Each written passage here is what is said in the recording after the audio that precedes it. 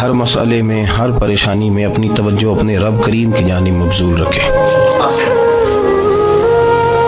انسان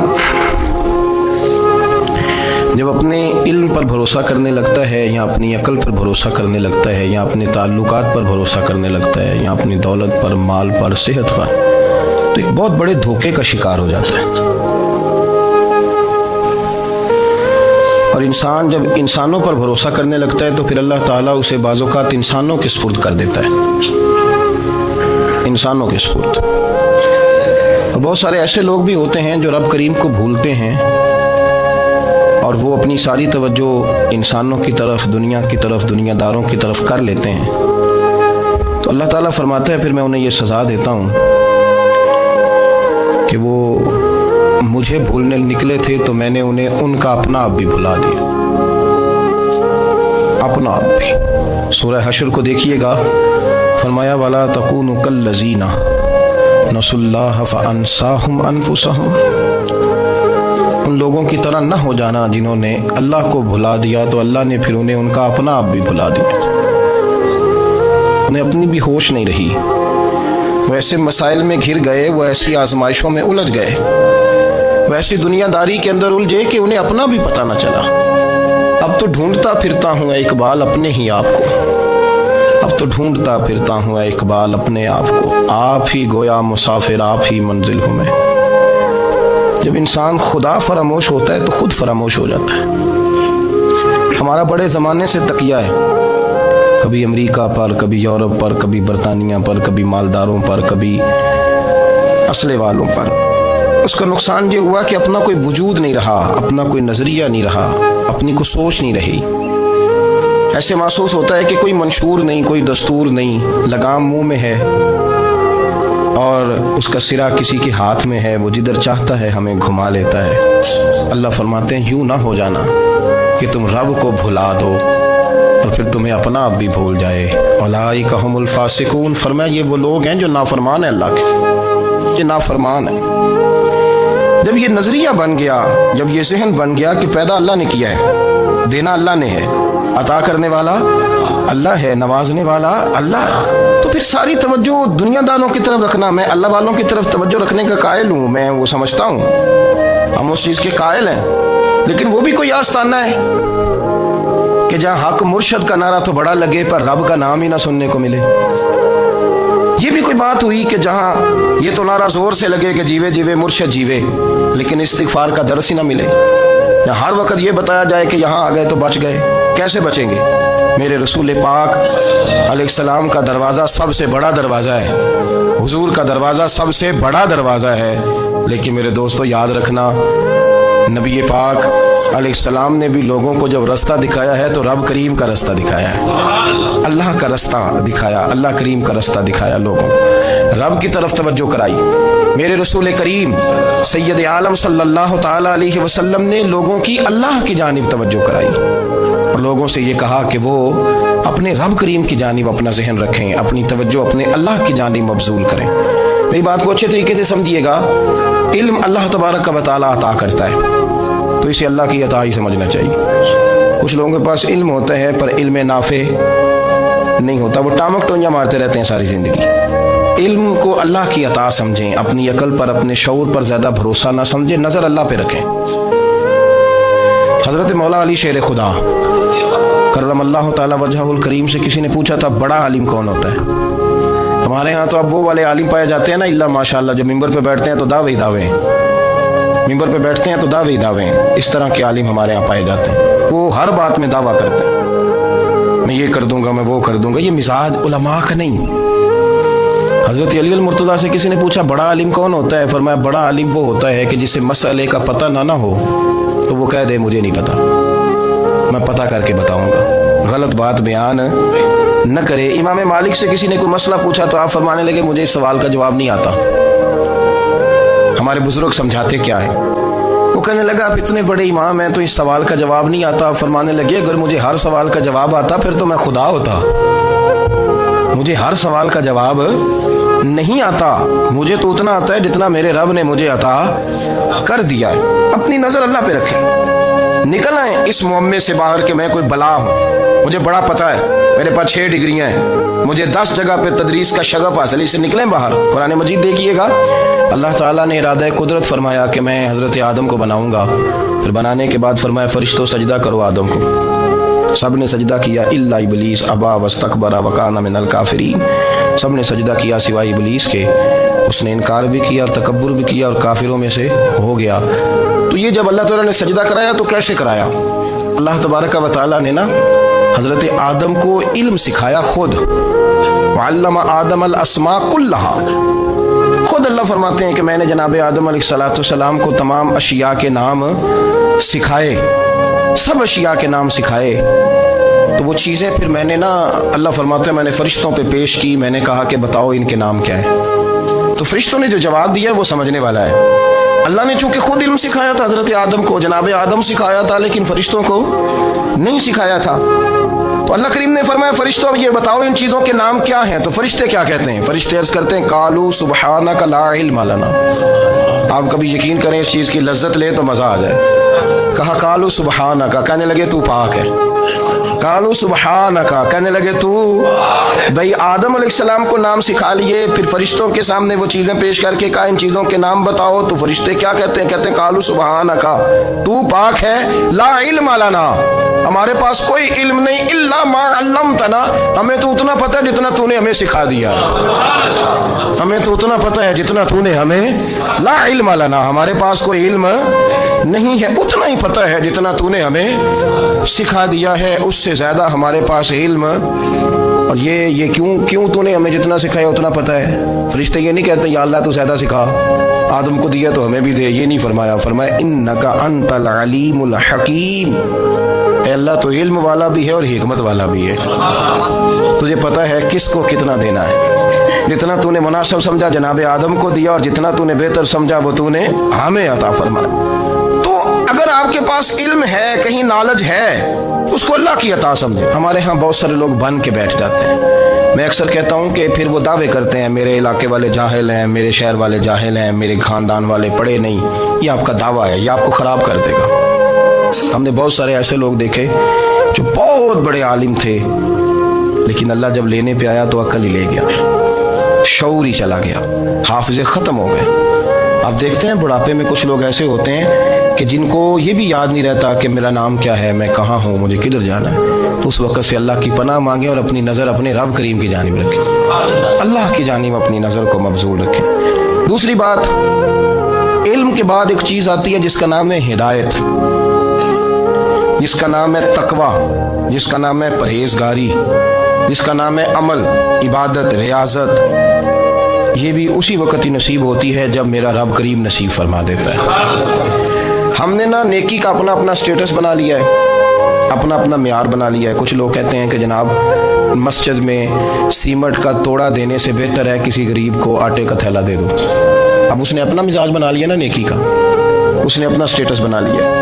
میرا یہ سوال ہے کہ نبی پاک صلی اللہ تعالیٰ علیہ وسلم جب مدینہ شریف آئے تھے تو حضور نے سب سے پہلے غریبوں میں آٹا تقسیم کیا تھا کہ سب سے پہلے مسجد بنائی تھی؟ کیا عجیب لوگوں کا رنگ ہے، اپنی مرضی کی ہدایت، اپنی مرضی کا تقویٰ، اپنی مرضی کا معیار۔ مسجد کوئی بڑا چھوٹا خطیب بھی میری طرح کا ہو نا، تو وہ مسجد میں بیٹھ کے جب نبی پاک کی بات کرتا ہے تو کہتا ہے میرے رسول پاک غریبوں کا سہارا بن کے آئے۔ وہ غریبوں کی بات کرتا ہے، مسکینوں کی، لاچاروں کی، کمزوروں کی بات۔ تو مسجد ہی تو وہ ادارہ ہے جہاں سے غریبوں کی بات ہو رہی۔ تو اب لوگوں نے غریب کو اور مسجد کو لڑانا شروع کر دیا، اس کو لڑاؤ کہ مسجد میں پیسے دینے سے بہتر ہے آپ غریب کو آٹے کا تھیلا دے دیں۔ آپ یہ کیوں نہیں کہتے کہ مسجد میں بھی آپ توڑا دیں ایک سیمنٹ کا اور ساتھ غریب کو بھی خدمت کریں؟ یہ کیوں نہیں تقویٰ؟ اپنی اپنی مرضی کا مزاج، اپنی اپنی۔ کچھ لوگ کہتے ہیں چھوڑو جی، ساری زندگی انسان نماز پڑھتا رہے اور پھر گالیاں بھی دیتا رہے، بندہ داڑھی بھی رکھ لے اور جھوٹ بولنا بھی نہ چھوڑے، تو یہ آپ نے اپنے پاس سے تقوی کا معیار بنایا۔ گالی دینے کا گناہ ہے اور داڑھی رکھنے کا ثواب ہے۔ تو اگر آپ داڑھی رکھے ہوئے ہیں اور آپ کوئی غلطی کر رہے ہیں تو اس سے آپ کی داڑھی کا ثواب ختم، اللہ کرے آپ کو سمجھ آئے میری بات۔ آپ کوئی غلطی کر رہے ہیں، داڑھی کا ثواب اس سے ختم، وہ اپنی جگہ پہ قائم ہے چیز۔ اپنی مرضی کا کیوں تقوی کا معیار بناتے ہیں؟ تقوی کا مزاج اپنی مرضی کا نہ بناؤ، اللہ کی بارگاہ سے دعا مانگو کہ یا اللہ ہمیں ہدایت کا نور عطا فرما، اللہ تو ہمیں رستہ دکھا، تو بتا کہ ہدایت کیا ہے۔ تو رب فرماتا ہے اللہ ولی الذین آمنوا، اللہ مومنوں کا مددگار ہے، یخرجہم من الظلمات الی النور، وہ انہیں اندھیروں سے نکالتا ہے اور نور کی طرف روشنی عطا فرماتا ہے، اندھیروں سے نور کی طرف اللہ لاتا ہے۔ اللہ ولی، اللہ مومنوں کا ولی ہے، وہ انہیں اندھیروں سے نور کی طرف نکالتا ہے۔ ہدایت ہمیشہ اللہ کی طرف سے سمجھے، جب وہ نماز کی توفیق دیتا ہے تو اپنے فضل سے دیتا ہے، جب وہ ذکر کی توفیق دیتا ہے تو اپنے فضل سے۔ ہم سمجھتے ہو ہو جی فلانا نہیں پڑھ رہا بڑا بیوقوف ہے، فلانا نہیں پڑھ رہا، تو تم کیا اپنی عقل کے زور پہ پڑھ رہا ہے؟ میں جی اللہ کے فضل سے 2 سپارے پڑھتا ہوں، تو کس پہ احسان کرتے تو 2 سپارے پڑھ کے رویا کر، کہ اگر مالک تو بڑا قریب نہیں؟ بڑے لوگ ہیں جن کو پورا قرآن حفظ ہے پر انہیں پڑھنے کی توفیق نہیں، تو انہیں فضل کیا اور مجھے توفیق دے دی ہے پڑھنے۔ رویا کر، پڑھ کے رویا کر، راتی ساری کر زاری، وہ نیند اکھاں تھی توندے تے فجرے اوہی گناہگار کہاون سب تو نیوے ہوندے۔ مہربانی کریں، ڈریں، نیکی کریں تو پھر ڈریں، پھر احساس پیدا کریں، پھر اپنے اندر وہ کمزوری لائیں، کہ توبہ توبہ مجھے تو پتہ ہی نہیں، تو جانتا ہی نہیں۔ حضرت سیدنا امام اعظم ابو حنیفہ رحمۃ اللہ تعالیٰ علیہ کے ساتھ ایک شخص کہتا ہے میں نے نماز پڑھی، تو عشاء کی نماز تھی۔ یہ جو لوگ بڑے ہوتے ہیں نا، جن کے پیار کرنے والے بڑے ہوتے ہیں، ان کے گرد خوف بھی بڑا ہی ہوتا ہے، انہیں بڑا ڈر لگتا ہے، بڑی بعض اوقات آزمائش ہوتی ہے ان کی۔ عشاء کی نماز کہتے پڑھی تو امام صاحب نے نا عشاء کی نماز میں تلاوت کی آیتیں فَمَن يَعْمَلْ مِثْقَالَ ذَرَّةٍ خَيْرًا يَرَهُ وَمَن يَعْمَلْ مِثْقَالَ ذَرَّةٍ شَرًّا يَرَهُ، فرمایا جو ذرہ برابر خیر کرے گا وہ بھی قیامت میں دیکھے گا، اور جو ذرہ برابر شر کرے گا وہ بھی قیامت میں اس شر کو دیکھے گا، اس کے سامنے آئے گا۔ تو وہ شخص کہتا ہے کہ سارے لوگ نماز پڑھ کے چلے گئے، تو امام صاحب رحمۃ اللہ علیہ نے اپنی داڑھی پکڑی ہوئی، رو رہے ہیں، کہتے ہیں وہ ذرہ برابر نیکی کا بدلہ دینے والے، وہ ذرہ برابر شر پہ سزا دینے والے میری سفید داڑھی کو دیکھ، مالک میرے ذرے ذرے سامنے نہ لانا، لوگ تو میری بڑی قدر کرتے ہیں دنیا، میں تو بڑا پہچانا جاتا ہوں، لوگ تو میری راہوں میں پھول لیے کھڑے ہوتے ہیں، مجھے بڑا نوازتے ہیں، قیامت میں رسوا نہ کر دینا، میرے لیے مشکل ہو جائے گی۔ وہ کہتے ہیں میں نے امام صاحب کا درد دیکھا، مجھے کوئی کام تھا تو میں چلا گیا، میں نے کہا کہ وہ اس وقت اللہ کے حضور حاضر ہیں تو میں دوبارہ آؤں گا۔ کہتے ہیں میں تہجد کا وقت آیا تو امام صاحب وہیں بیٹھے تھے اور ان کی داڑھی آنسوؤں سے بھری ہوئی تھی اور زور سے داڑھی پکڑی ہوئی، کہنے لگے مالک رسوا نہ کر دیں، قیامت میں رسوا نہ کر دیں۔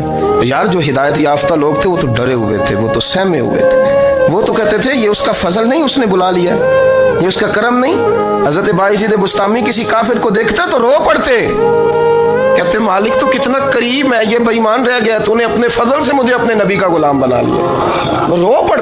یہاں تو لوگوں کا دعویٰ ہی بڑا ہے، نمازی اللہ خیر فرمائے وہ تو دوسروں کو گھورتا ہے، وہ کہتا ہے جنت کا میں مالک ہوں، کنجیاں میرے پاس ہیں، میں کسی اور کو گھسنے نہیں دوں گا، اور اگر 2-3 حج کر لے تو پھر تو وہ کہتا ہے کہ اب میرے سے پوچھ کے لوگ جنت میں جائیں گے معاذ اللہ، اور اگر وہ 2 4 5 7 دفعہ کوئی نفل پڑھ لے تو پھر وہ کہتا ہے چھوڑیں جی سارے لوگ بے عمل ہیں، میں اکیلا نیک ہوں۔ نہ ایسا کریں، اپنی توجہ اپنے رب پہ رکھیں، اپنی توجہ اپنے معین الملت والدین عطائے رسول ہند الولی غریب نواز خواجہ معین الدین چشتی، حضرت خواجہ اجمیر شاہ اجمیر والی ہندوستان، آخری عمر میں نا سارا دن روتے گزر جاتا، ساری رات روتے گزر جاتے، ذرا سی کوئی بات کرتا تو رو پڑتے ہیں، آنکھیں آنسوں سے بھری رہتی۔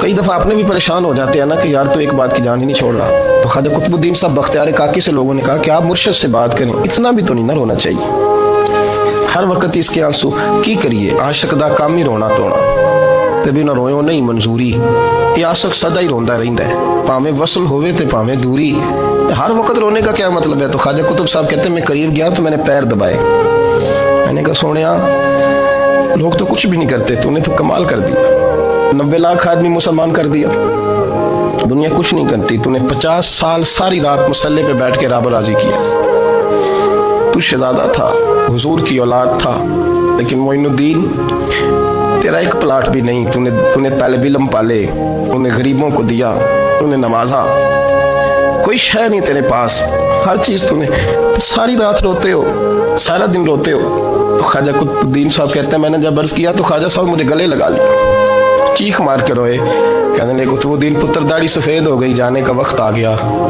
जो तूने नेकियां गिनवाई हैं वो हैं सही मेरे पास, पर यार की बारगाह में पेश करने के काबिल एक भी नहीं, एक भी नहीं। तू बारगाह तो देख कितनी बड़ी है, रसूल करीम की बारगाह में पेश करने के काबिल इनमें से एक भी नहीं। तो आस्ताना देख कितना बड़ा है, क्या पेश करूंगा, क्या अर्ज करूंगा हुजूर की बारगाह में, किस तरह। वो यार जो बड़े थे वो तो डरे हुए थे, सहमे हुए थे, वो तो बड़ी आजमाइश में थे। लेकिन मेरा और आपका रट्टा 2 नमाजें पढ़ के 6 नमाजों का दावा करना और लंबी चौड़ी कहानियां बनाना और अपने मुंह से अपनी तारीफें करना, इससे थोड़ा बाहर आए। रिस्क भी मेरा अल्लाह ही देता है, इल्म भी अल्लाह देता है, रिस्क भी। बड़े बड़े फकीरों को मालदार होते देखा, बड़े बड़े मालदारों को फकीर होते देखा, बड़े बड़े। मेरे एक बड़ा सखी किस्म का सज्जन है, बड़ा प्यारा है, मैं उसे सखी मानता हूँ। मैंने अपनी परेशानियों के दिनों में भी उस शख्स को सखी देखा। एक दिन रात को मुझे टेलीफोन करके कहने लगा किधर हो, मैंने कहा मैं घर हूँ। नहीं अक्सर सफ़र में होते हो ना, मैंने कहा नहीं तबीयत कैसी है, ठीक है, बस हाल चाल पूछना था। मैंने समझाई, मैंने कहा यार ये कोई मसला है, वरना रात के 2 बजे कोई हाल पूछने को फ़ोन तो नहीं ना करता, कोई मतलब ऐसा तो मसला नहीं ना। तो मैंने बैक कॉल की, मैंने कहा यार मेरी बात सुन, मसला क्या। कि नहीं कुछ नहीं दिल कर रहा था। मैंने कहा मेरी गल सुन, रहे असी 4-5 साल कट्ठे, मैं तेन जानना, असल बात कर। कहने लगा मकान भी बड़ा है, सारा कुछ ठीक है, पर वो बड़ा ही बेनियाज है। कुछ हालात इस किस्म के आ गए हैं कि लोगों को बताऊं भी तो लोग मानने को तैयार नहीं, ज़्यादा नहीं, मुझे ना थोड़े से पैसों की ज़रूरत है, को 15-20 हज़ार अगर मिल जाएं, मेरी ज़रूरत है। आप यकीन करें मैं रोता रहा सारी रात। मैंने कहा मेहरबाना तेरा किस तरह करांगे, इससे लेके ज़माना इस्तेमाल करता था, पर बेपरवाही वेख ना सज्जड़ दी, जिथे किसे दी पेश ना जावे, उन्हें ताजा वाले दर दर रोले ते मंगते तख्त बिठावे। सजना किसी नू कारा मिल दई, कोई काबे खाली आवे, वल्लाहु खैरुर राज़िकीन। कहते तू दाएं बाएं ना जा, रिस्क तो तुझे मैं दूंगा, मैं हूँ बेहतर रिस्क देने वाला। बड़े बड़े बादशाह, बड़े बड़े शहनशाह, बड़े बड़े लोग, हाथों में कासे, फकीरियाँ। उम्मे रबिया क्या करती थी, बड़ी नेक और साले खातून थी। वो कहती हैं कि मैं ना बड़े अमीर आदमी की बीवी थी, अपने शौहर के साथ छत पे बैठी थी, तो नीचे फकीर मांगने वाला आया, उसने बड़े दर्द से सदा की, तो मैंने अपने शौहर से कहा कुछ देने का, दफा कर, इन लोगों ने धंधा बनाया हुआ है। कहती मैं मेके से भी बड़ा माल लेके आई थी, मेरे माँ बाप बड़े अमीर थे, तो मैंने ना चोरी अपने खामद से नज़र बचा के बाथरूम जाने के बहाने गई और नीचे जाके 5 दिनार मैंने उस फकीर की हथेली पे रखे। कहते उसने 5 दिनार देखे, फिर मेरी तरफ देखा तो मैंने उसकी आंखों में आंसू चमकते देखे। कहने लगे बीबी रब तेरा भला करे, मैं 3 दिनों का भूखा हूँ। कि वो चला गया, मैं घर आ गई, बाहर आई तो मेरा शौहर कहने लगा तू इतनी अब इतनी तू तेज हो गई है और तू इतनी खुद मुख्तार हो गई है, मेरे बगैर पूछे माल खर्च करेगी, जा तुझे 3 तलाकें। कहती मैं बालदार और वजादार बाप की बेटी थी, तलाक लेके घर आई तो मेरा बाप टूट गया, चारपाई पे चला गया। ओहो ये क्या बन गया। कितनी बड़ी तकलीफ रही। 1-2 साल के बाद मेरे अब्बा ने मेरी शादी कर दी। अब जिस शौहर के पास गई वो बड़ा नेक था, परहेजगार था, अल्लाह ने बेहतरीन सिला दिया। कितनी छत पे बैठी थी, दरवाजे पे फकीर आया, तो मैंने शौहर से कहा कुछ दे दूं। कहने लगा 5 ना देना, 15 देना, 20 देना, मैं फकीर हूँ, मैंने फक्र से दौलत देखी है, इसे खाली ना लौटाना। कहती है कि मैं नीचे गई और जब मैंने उसकी तरफ दिनार बढ़ाए तो मेरी चीख निकली, पैसे फेंक के मैं बेहोश होके गिरी। मेरा शौहर ने आके उठाया, अंदर ले गया, पानी मुंह पे छिड़का, कहने लगा तुझे क्या हुआ। कहने लगे ये जो मांगने आया ये मेरा पहला शौहर था, वही था जो कहता था कि तू 5 दिनार दे आइए, जा तुझे 3 तलाकें। पढ़ो ना हदीस पाक, मेरे नबी पाक अलैहिस्सलाम ने फरमाया एक बंदा गंजा था, गंजा, कोई तरतीब आगे पीछे हो जाए तो मफहूम के लिहाज से, लेकिन मैं मफहूम उसका वाज़े करता हूँ। एक गंजा था, कोई शय नहीं थी, सर पे बाल भी नहीं थे, रोया करता था। अल्लाह ताला ने फरिश्ते को भेजा, तुझे क्या चाहिए। तो कहने लगा बाल आ जाए और थोड़ा माल आ जाए। फरिश्ते ने हाथ फेरा तो बाल भी आ गए, तो बकरियां भी आ गई, लाइनें लग गई, माल ही माल हो गया। दूसरे के पास गया, वो कोड़ा था, उसको जाके कहा क्या चाहिए। कहने लगा शिफा हो जाए और कुछ अल्लाह ताला आसानी कर दे। शिफा भी हो गई, गायें भी दे दी, भैंसें भी दे दी, माल ही माल हो गई। फिर एक के पास गया, वो अंधा था, तुझे क्या चाहिए। उसने कहा आंखें मिलने और कुछ साथ अल्लाह माल दे दे। ऊँट ही ऊँट हो गए। जब बड़ा नवाज दिया तो फिर मालिक ने इम्तिहान लेने का इरादा किया। यारी तेरी सोना है पर आजमाइशां भी तेरियां अग, आजमाइशां तेरियां, सही कह रहा हूँ, आजमाइशां तेरियां, यारी तेरी सोना है पर आजमाइशां तेरियां, ये सोना परखिया जामदा ही पहलो ना लगा दे लग। अल्लाह ने फरमाया आजमाइश करो। सबसे पहले गंजे के पास आए, उसे कहा अल्लाह के रास्ते में कुछ देखा नहीं लगा, मेरे खर्चे ही बढ़े, देखो तो सही कितनी मुश्किल में वक्त गुजारता हूँ, हाल ही कोई नहीं। तो उसने कहा मैंने तो सुना है तू गंजा और भूखा नंगा था। कहने लगा मैं तो जद्दी पुश्ती रही से आजम हूँ, तुझे किस पागल ने कहा है भाग जा। उसने कहा अच्छा जैसे तू था वैसे ही हो जाए। खेत खलियान उजड़ गए, फिर से गंजा हो गया। हुजूर अलैहिस्सलाम फरमाने लगे, फिर वो उसके पास गया जो कोड़ा था, उसे कहा कुछ दे। कहने लगा खर्चे ही बड़े, अब पूछ लें किसी अमीर आदमी से, कहेगा चक्की के नीचे हाथ है मेरा, मेरे से ज़्यादा तो परेशान बंदा ही कोई नहीं, क्या बताऊँ आपको, इतना टैक्स है, इतना जुर्माना है, फलानी शेफ, बड़ा कुछ गिनवाते हैं लोग। उसने कहा मैंने तो सुना तो पहले कोड़ा था।